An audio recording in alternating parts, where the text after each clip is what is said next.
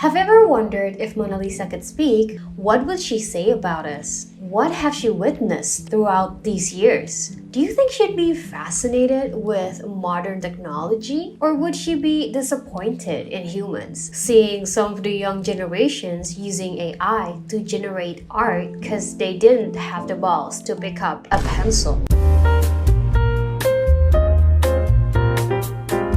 Hi guys, I'm back again with a new video where I will talk about a song that's been requested quite a lot, which is Living Millennium by IYOWA. This song is sung from the perspective of a painting, an art piece, where inside the frame, she has lived for a millennium, and her name is Cynicism. You can't think of it as if Mona Lisa was actually alive inside her frame. She's actually only 500 years old, but even then, the painting has been here for a long time. She has witnessed humans repeating history. She went through World War I, World War II, and hopefully not a third one. She witnessed influenza pandemic. She probably met Queen Elizabeth I, and much more. Living that long, you would imagine she would have some kind of wisdom and knowledge, because the girl probably have seen everything. But instead, in the lyrics, you can see she has this cynical attitude. She looked down on humans,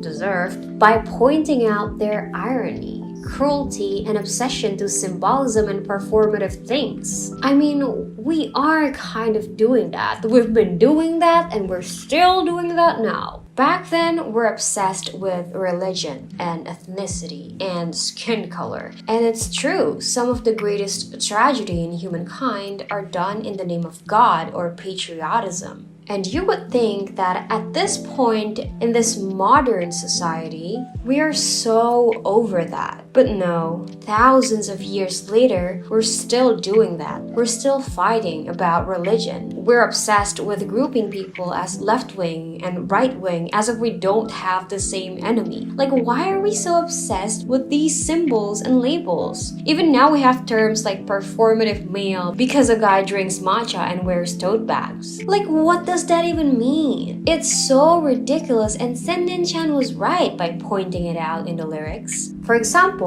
the lyric says, "Some great guy I don't know engraved some letters on a stone and prayed while a weirdo daubed white all over their face." A lot of translations use the word big wig, but I don't know, I think they are talking about like a guy with a big influence, insinuating that by writing some letters on a stone and pray, a lot of people would follow him doing that, which is exactly what we do in religion. I am a religious person myself, or at least I was raised in a society that is religious. But I can understand that in non-religious people's minds, this is ridiculous. Like, why do we do that? Like, the length people went through for religion is sometimes too much for something you cannot prove scientifically. I mean, the foundation of religion itself is literally faith. Like, you just gotta believe.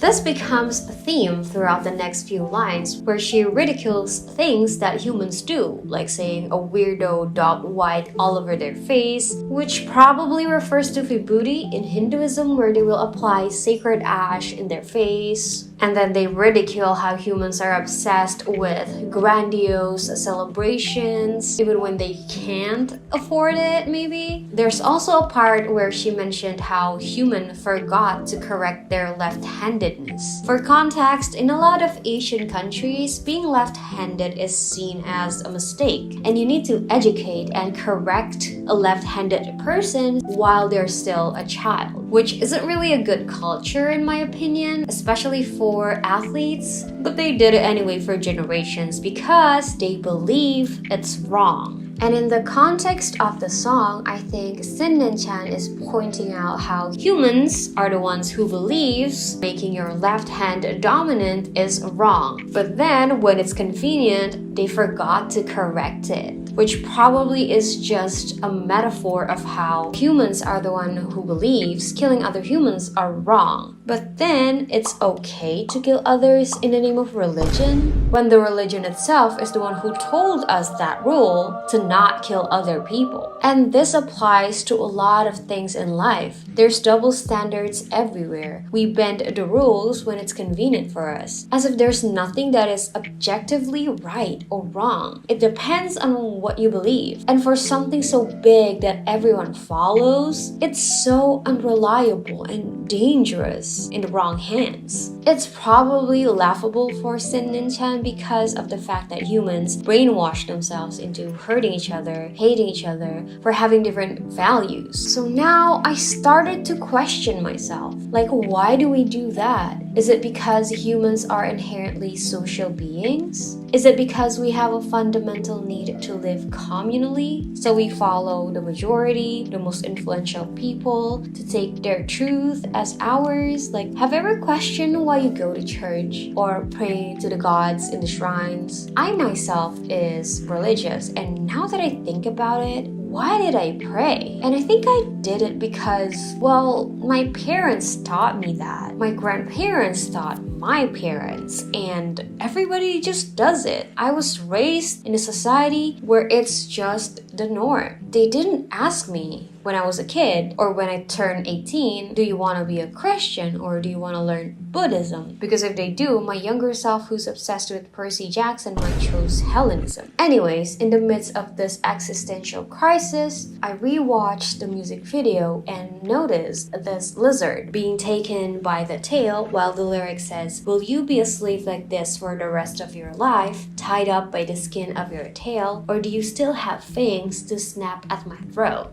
Remember we learned in school biology that most lizards have autotomy, which is the ability to shed a portion of their tail as a defense mechanism against predators to escape them. And I think this symbolizes how humans are helpless, we're imperfect, we're irrational, but we do got that survival instinct. This might not seem like an achievement, but we did survive 200 to 300 millenniums on Earth, while lots of other species have gone extinct. I've talked about this previously in my Goddish analysis, but humans have the fundamental need for a purpose. If they don't have one, everything we do will seem meaningless, and it will mess us psychologically. We will no longer have goals and destination. We simply don't need to, because why? And if you kept going, if you kept asking, it will all just end at not having the will to even live anymore. But no, humans have these purposes, or we make these grandiose things just so we can have a destination. We invented concepts like afterlife and moral values to function better as a society.